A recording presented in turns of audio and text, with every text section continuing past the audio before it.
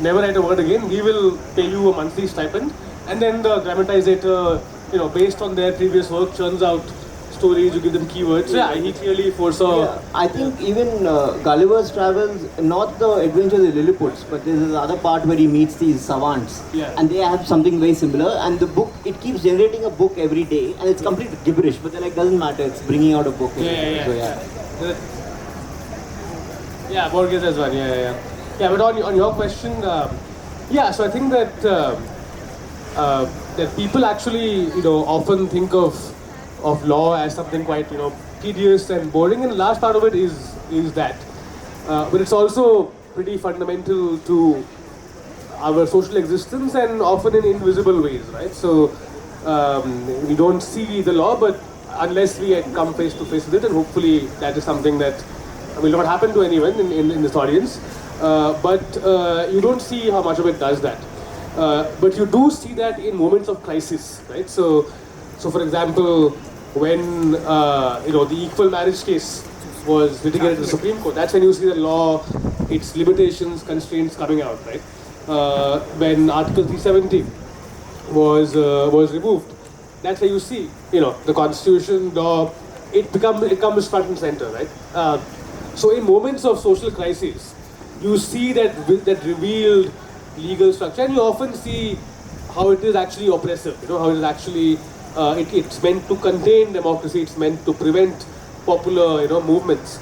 And so I thought, okay, let's have that crisis in this novel, a revolution, a political assassination, and then let's explore how law comes into contact with crisis, and what that tells us about society, power, authoritarianism, democracy, and so on. Okay, so now, now we can just open this up, and I thought something which both of you have a abiding interest, which is, I think both of you are frustrated or maybe realized city planners. Both of you want to build the perfect city or the inverse of it, I don't know, an anti-Shambhala. So, for example, one interesting thing is in Hyderabad, if you notice, we look at these development projects, right, these big creative communities, they have all these science fiction names, like they'll have Lakeview, but there's no lake because the lake has been completely covered. Then they have Silver Oaks, no trees in fact, so, over here we are. So, and you have the White City in the Snake and the Lotus, and of course, in your earlier work, on the wall, Gautam's earlier work, there's this city-state called Sumer, which is very clearly delineated in space, and I think you talk about how power is channeled through these urban spaces. So, for both of you, on this urban fascination, basically. Yeah, it's actually funny you say Hyderabad, because last month I was in Chandigarh and I had a book event there in Chandigarh at Barisans, and there people said, actually we see in your book Chandigarh's very fascist city planning, right? Like Sector 1 to 50. Sector 1 is where the elite live, and if you look at how Sector 1 looks like and then compare that down the sectors, yeah, like you see exactly how the plan works. But there's actually a fantastic book, it's called Building Without Authority, right? And it explores the close connection between urban structures and your political, organization, right? So, do you have gated communities that effectively secede from society, right? How many of those do you have in your urban agglomeration? I'm from Delhi, right? Like that, the Delhi is all about gated societies, and you can see why. What is the distance between the public space, like say the road, the park, and the house, right? Like, are there fences in the middle?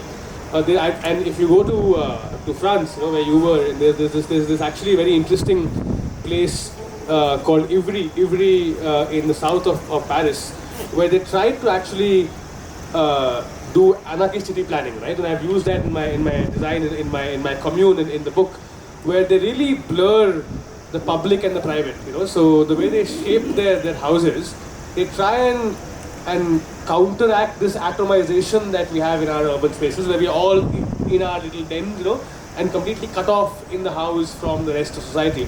They actively try to negate that. So I think, yeah, like in that way, just the way you plan your cities, in Germany you had this thing where you had this, in every house, the front part would have the light, coming in. the back part would have very little light, and obviously the front part was where the elite lived, and the back part was where the non-elite lived, right? So if you're a worker, then the amount of light you get, that will be less, and as opposed to being, an aristocrat. The same building, literally the same building in Berlin, right? If you go there, you still see those buildings.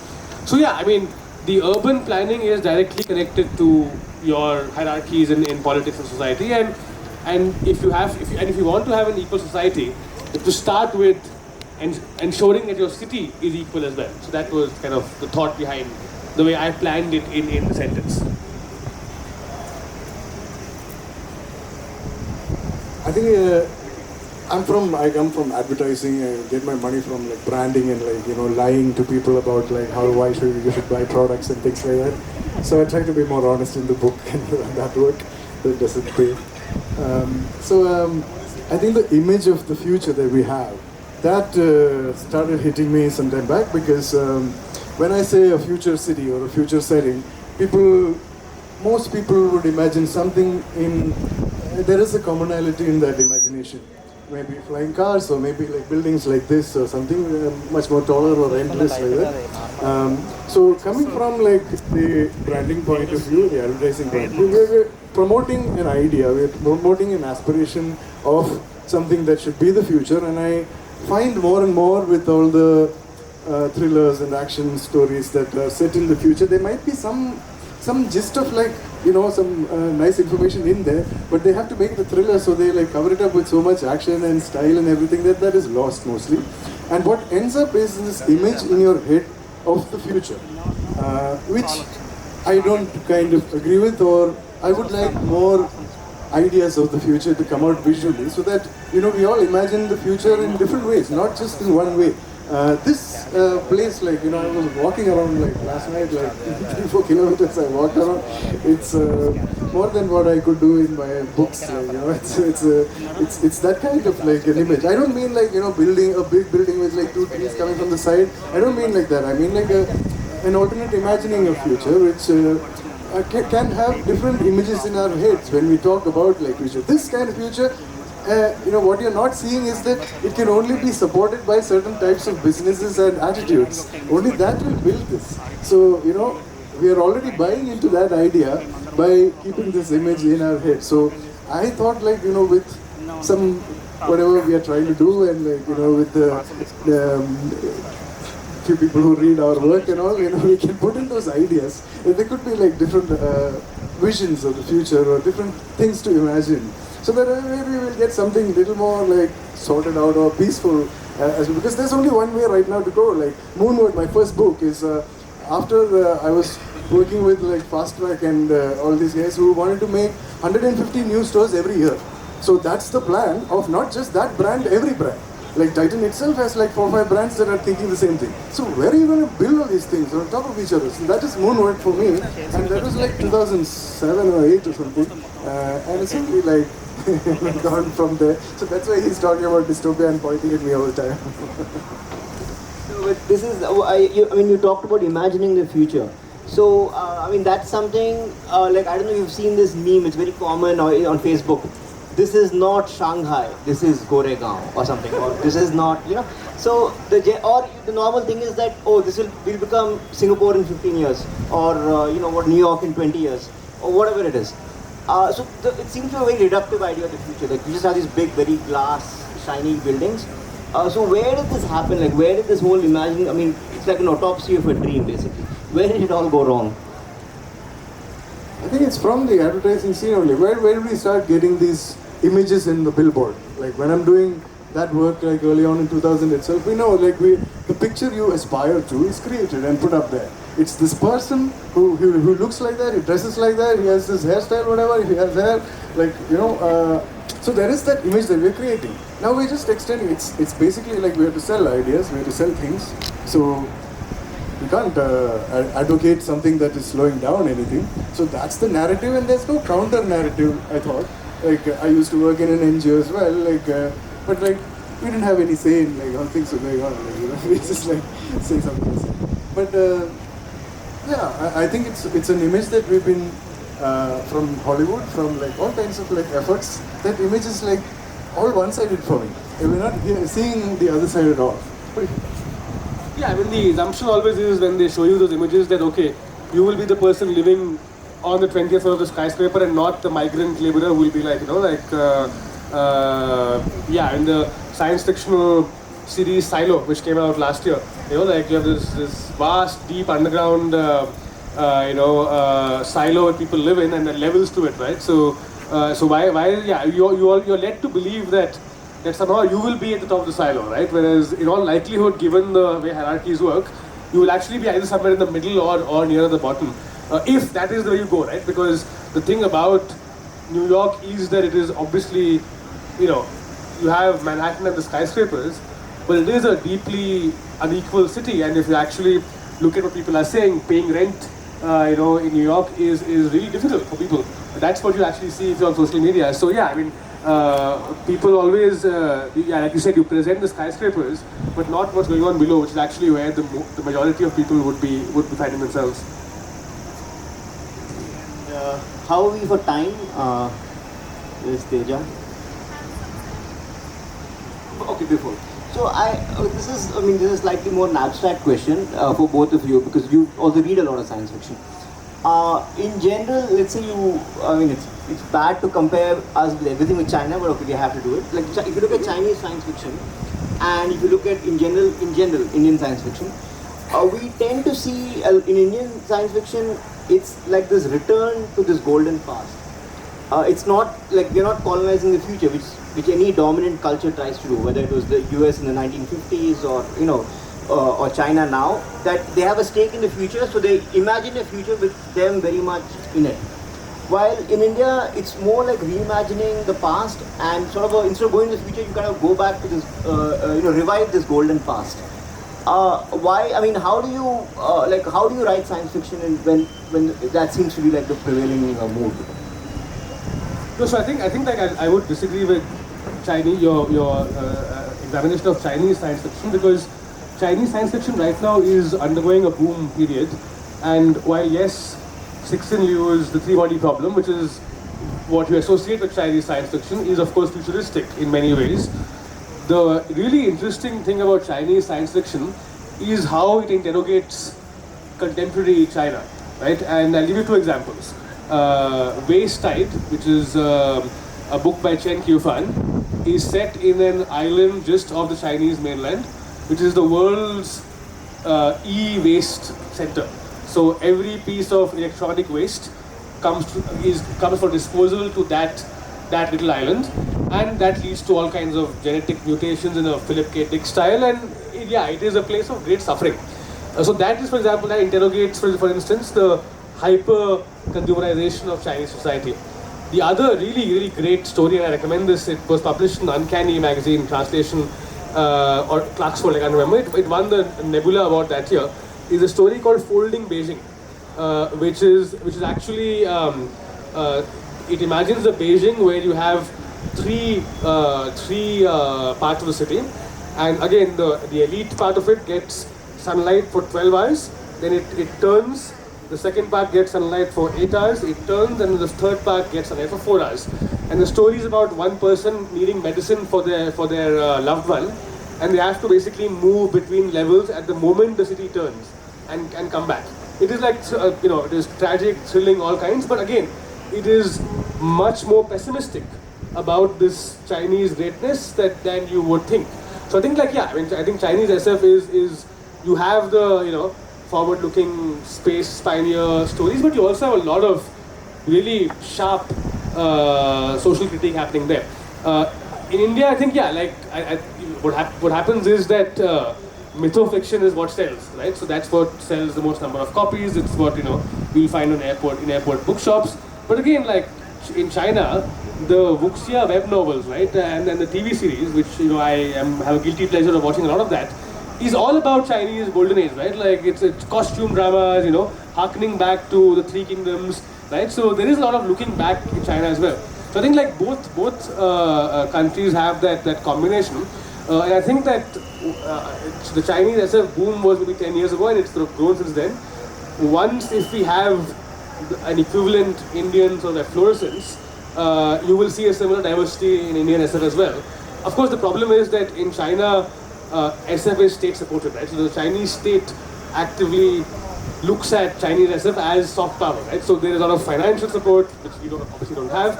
Yeah, so you know that contributes to just how much you can do. There is an entire university in China on science fiction, right? So we don't have that, right? So I think there is that distinction as well. We have our thing also, like I think if we write the right kind of science fiction in India, we can get a lot of funding and support. You're just not doing the right thing, that's all. So yeah, what's with this like fixation with like this golden, the visually the imagination again of this golden era or whatever.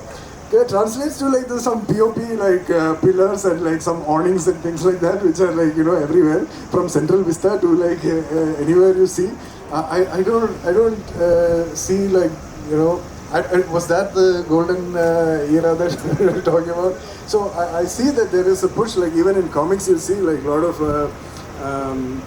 like very superhero versions of like mythological characters coming out and like doing things that even they could not think of in mythology, but like now they can, sort of thing.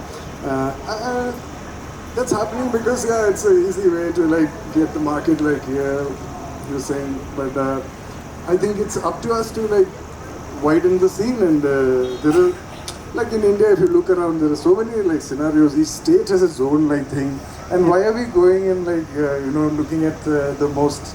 I mean, yes, it has to have. I think it's an easy way out to like make everything look like that and talk about this some kind of golden past or something, which is right now very political. Like it's a part of the agenda that's being driven. So I would stay far from it.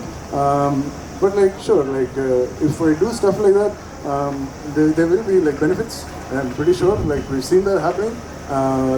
In the literature festivals across the world, India like becomes country of honor in like France and all, and then it promotes this idea over there with like little trinkets and memorabilia things of like Modi and everything. So that is the image they want to like promote, or that's being marketed right now. They have like Bollywood songs playing there, nothing in English at all, no authors that you know. So yeah, it's a game being promoted at a very big stage. So I think like it's part of like the responsibility for like authors and thinking people to like do something about it. Stand up. Okay, so perhaps we can throw the get the floor to get the questions from the audience. So my question was for you. Even though I'm not familiar with what you write, it was mentioned in your introduction that you used AI to write down 5 pages. You said, but there's so much. Obviously, AI is doing so much, but then with that comes a debate of there's climate issues, there's ethics issues. So obviously, you're familiar with that because your book deals with that. But how did you come up with how did you decide that you would use AI? Because there's so much that we don't know about it yet. This AI for like, can you hear me? Yeah? Throughout the book, like 160 pages, we kind of like this AI. So the plan was to just use this at the end and from my images itself, because the main issue about copyright is for climate. See, like earlier it was being done in like labs and all that. That time itself the energy consumption was very high. Now you opened it to like people all over the place, and even students who are writing like exam things or like their assignments or something. So all that is adding, like it's suddenly like multiplied so much. And basically we're saying like have regulations or like think about it, or like don't do it like that and things like that. The point about using AI for that last part was also that it's only using my images what I've drawn. Well, the problem that rises from general, like for artists in general, is that the AI is trained on art that is out there in the domain, but like not really expressly given for training. It's all copyrighted stuff, which they've been like scraping and using. So I wanted to highlight that part in there. The energy problem we talked about in the book quite well. Personally, like I don't use much of this. Like yes, I do have a tablet on which I draw now. But like, I'm not really into generating stuff like that yet. There's also an interesting science fiction novel called The Salvage Crew by this Sri Lankan writer called Ganjaya Vijayaratna, where he has an AI character who writes poetry, and the AI poetry is AI generated in the book. So so it's like, yeah, okay, we have an AI in the book as a character. So for those dialogues, we'll use AI. So it's very interesting way of doing it. You can take a look at the book if you're... Yeah, I think in fact there even the emotional moods of the characters and the weather also is generated by the AI. Yeah. So it's very random. So the AI generates it and then he has to write the chapter fitting with the mood or something. Hi. My question, hi dear. My question is about imagining alternate futures. So with all the imaginations that we have about the future, like dystopic, most of them. So how important would you think, like especially for the genre of science fiction, to imagine a balanced ecosystem with ecology and futuristic buildings, like a balanced ecosystem? How important would you think that would help? Yeah, so there is this entire genre of SF called solar punk, or it's also called hope punk, and I don't like it. I think a terrible word, but solar punk is a genre which does this. So, for example, Becky Chambers, as a very famous science fiction writer, has a series called the Monk and the Robot series, where she explores what is commonly called half-Earth socialism, which is the idea that you have a planet and half of it is for human habitation, and the other half is you rewild it, right? Like it's not under human control, but like you intersperse the two in a random way. So it's not like you divide it like by one, like across the thing, but the human and the non-human parts are basically interspersed. And then she explores how you have fungal architecture, right? So you use fungi for buildings in a way that's recyclable. It's again, beginnings of that are there. And things of that kind, like your piping system, how it works. Yeah, so you have science fiction writers who are actively trying to imagine how that might look like.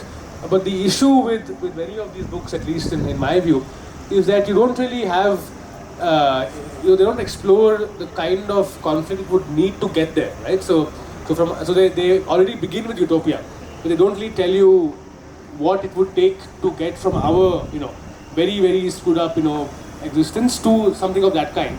One possible counterexample is Kim Stanley Robinson's recent book, Ministry for the Future, where he has some kind of a process through which, the Earth manages to, in some respects, counteract climate change. Yeah, so there is a range of science fiction work that explores various aspects of, what a sustainable society ecologically might look like.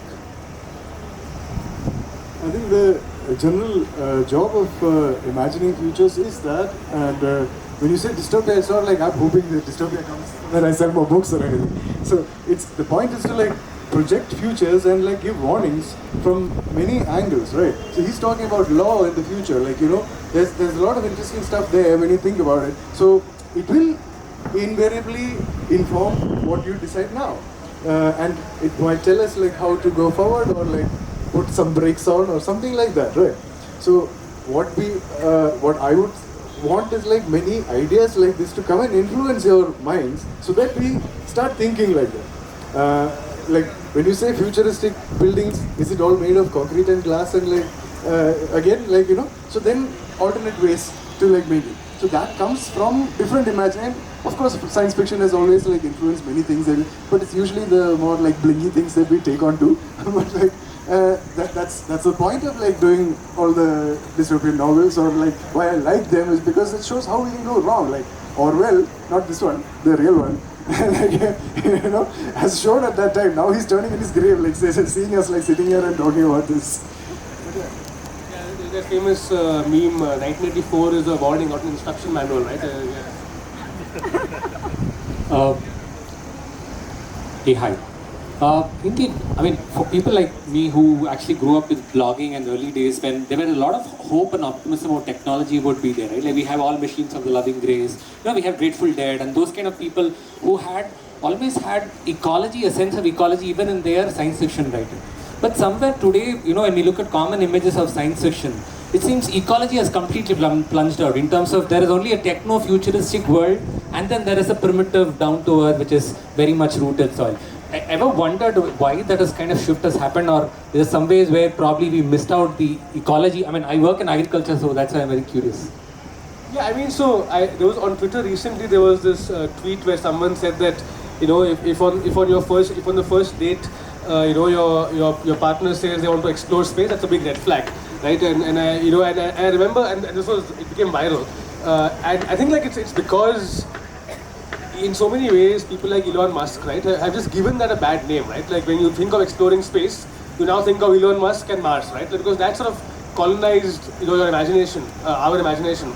But actually, like, at its best, science fiction has never been, you know, about separating the ecology from the space exploration. For example, in the golden age era of 1940s, where, you know, it's all about space exploration, there is this legendary story called Symbiosis, you know, which explored on how on a different planet, you know, you have this idea of symbiosis between plant and human.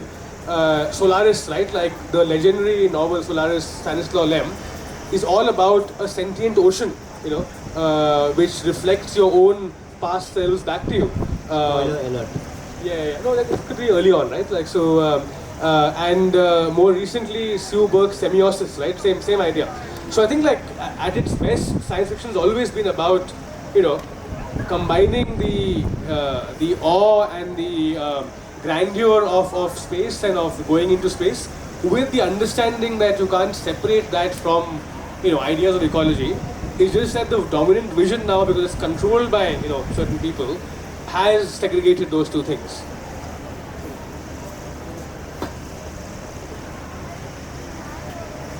I mean, it's not a very well-formed question, but what I wanted to ask was, you know, when you think of utopias, dystopias, when you think of science fiction, you think of the visual of it, you think of the ideas that inhabit or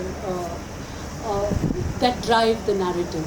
I wanted to know what place a person or a sentient being, in what way they direct or drive the narrative. You know, because after all, if you think of an architecture of a city that flows from a certain philosophy, which also flows from a society and an individual. So what kind of a person or what kind of people do you imagine driving your visions of science fiction?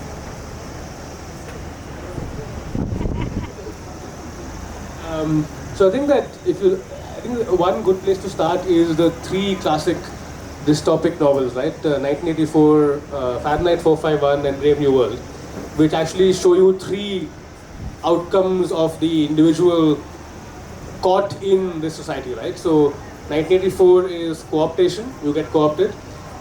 Brave New World is you die, like, you know, you can't adapt and you die. And Fahrenheit 451 is you escape, right? So you escape to carry on the resistance. So this gives you three very bleak options, you know, for what an individual can do. And I think a lot of dystopic science fiction is a variation on these three themes, right? So death, escape, or co-optation. I think that, but also like you said, these are all social structures that are, you know, creations of people, even though they surmount people. And I think that one thing that perhaps the more interesting science fiction is the one that focuses on collectivities, right? So on collections of people. So for example, Ian M. Banks's Culture series is about a whole society that has managed to go beyond scarcity and is now living in, you know, what is broadly a utopian life. And a similar recent work, that a lot of it that focuses on just both on how the oppressive structures that are built are the works of human beings and therefore can be dismantled by human beings, but not acting alone, acting in concert, right? So I think that is perhaps the more interesting recent science fiction that focuses on how, people in groups can perhaps resist better than the lone individual of 1984, Fahrenheit 451, and Brave New World, you know. Because also these books were written at a time when the enemy was the Cold War, right? The enemy was the Soviet Union. So you really focused on the individual because that's what the ideology was. But I think we've gone beyond that now quite a bit. Nicely put. No, I didn't know how to answer the question. That's why I put it to him. But yeah, I think that makes sense. And I've also been dabbling with these kind of characters. usually like with you have to go with the story and what is required. But I noticed after he said it that I've been using these characters to serve my stories, like not analyzing it like that. But yeah, I'm trying to bring that into today's setting a little more. That's what I think I can add to it. And already when I speak to people today, younger people, they are so full of information and it's overflowing, and I don't know how they manage with so much information. I feel kind of like bad that they have to process so much and like find, and then a lot of them sounded very disturbed about it and are fighting it and resisting that thing. So I think if we can bring some of that confusion of today's mood, and also the job thing, like, you know, to belong in one of these places and stay on and hold on, and everyone has this idea of like rebellion somewhere. So I'm playing with that thing, you know. I think that's very interesting for me, that how you keep that idea alive right now. That's about it. Sorry, so if I may exercise some editorial privilege to question a question. So, I mean, I'm also thinking about what he was saying about the blogging era, and especially the 90s, and people like Neil Stephenson and the sort of optimistic technological ideas that spawned during that time. So you often go back to we go back to 84 and all, but there is also Neil Stephenson and, Gibson later, and so there's also Greg Bear. What do you think? Was that like a flash in the pan? Do you think that era still has some legs still? I'd like to believe that, you know, because that whole it's been cut down at like every second step, like right from the beginning of like internet and the dream of so I get that, but again I see it from the advertising point of view that I come from, and that's how it's been going all along, and we're just like continuing that. I felt like for his question also I felt that same thing. Even I used to work in Greenpeace, and we don't talk about like small wins or like small like it has to be charismatic megafauna. Only then we'll raise money, right? So it was straight out of the advertising world. Like, this is what Greenpeace is telling me. I'm like, yeah, sure. Like, you know, bring on the big cars. So I think the narrative has been like has been going that way, and yeah. Yeah, so I think that many people date the birth of modern science fiction with Frankenstein, right? And if that is your starting point, then science fiction is born in an ambivalent relationship with tech, right? Because Frankenstein is both about the promises and the perils of tech, and that continues throughout. So even in the Golden Age, you have the great spacefaring novels, but also nuclear war is a big feature playing in the writing. People are afraid, and like you said, Neil Stephenson, although I think Gibson is a little more ambivalent, I'd say, perhaps. But yeah, so I think if you're looking at science fiction now that is more optimistic about technology, one interest, but while also being aware of the pitfalls, one interesting space is terraforming as an idea, right? So you terraform other planets which are uninhabitable for human life, but you use terraforming to make them habitable for human life. And so Kim Stanley Robinson deals with that in 2312. Recently, a novel that came out last year was Annalee Newitz's novel called The Terraformers, which is a very interesting novel because they're actually corporations sort of adopt planets and terraform them. So you have this really interesting tension between the goal is capitalism and making money, but actually the outcome sometimes can even be, can have interesting good outside effects, right? So and she explores that tension very interestingly. So I think terraforming is one area where modern science fiction is exploring that gap between optimism about tech and the perils based on who owns it and who is deploying it. I think to get to your question again, like, I think we kind of given up on the environment thing. So, we know we screwed up, like there's no coming back, like, so even the larger, even the larger efforts are not really talking about saving the a planet or environment anymore. They're like talking about inner peace and like, you know, things like that. So I see that there is a shift in the narrative. From the time I was working in Greenpeace and talking about like other environment issues to now, there's a clear difference in the narrative. We don't talk about like so optimistically about environment. We talk about like, okay, renewables maybe that also like after you see like the Michael Moore's documentary, you're like, oh, oops, sorry. So like that. So I think it doesn't give space for sellable, stories and stuff for adaptation. You have to adapt, otherwise you don't make any money, right? Like. Okay, I think we're running low. I think we're running out of time, so I'll just close the thing. One thing I thought we could end on this is that I don't know. There's a sense in the last couple of years that this sort of the future has accelerated, and we're actually now living in the future, so to speak. Like how as a science fiction writer, even coming up with scenarios is a problem because by the time you've written it down, I'll give you an example. I just read a non-fiction article last week where the UP government wanted to stop acid attacks on women. So they enabled this AI thing across all the cameras, and the AI would look at women's faces. And if the women showed signs of distress, then they would say, okay, there's an acid attacker somewhere. And then they would look at all the men in that region who are holding a bottle. And based on the grip of the bottle, it would analyze it and say this guy is about to throw acid, so catch him or something. So there's some problem with the software, and they've caught all kinds of random, people who had nothing to do with acid attacks. Now the thing is, if I had come up with this idea even 2 years ago, I would have written it as a science fiction story, but now it's hopelessly out of date. So how do you handle this problem? Like the future is accelerating our, going beyond our imaginations. We had a few of these things while we were working on the book itself. On the book on AI, like things are starting to come up, and then we had to like update it, and Laura would immediately send me the technical stuff. I had to like incorporate it into the script somehow. Actually, the same thing has happened not only in the tech scene. Like I do a political script called Rashtraman, and in 2014 I started like saying the most outrageous things I can think of for control and things like that. We've crossed all that now. Okay, we're beyond all that. I'm not saying I predicted it, but like I'm saying like things are moving fast, and like maybe our imagination is running short. Like we can't think so far ahead anymore because there's too much to like process right now or something. I don't know. Yeah, I think that unless you're writing very, very near future science fiction, it's not really your job to predict. So it's more to maybe tweak or change a couple of things about the world and use that to illumine facets about our world. So I think for me at least that is not really a problem. I'm not trying to predict the immediate future. So yeah. All right. So thank you so much, and both their books are in the bookshop, so please get on with it. And support Indian science fiction. Yes. Okay. Thank you.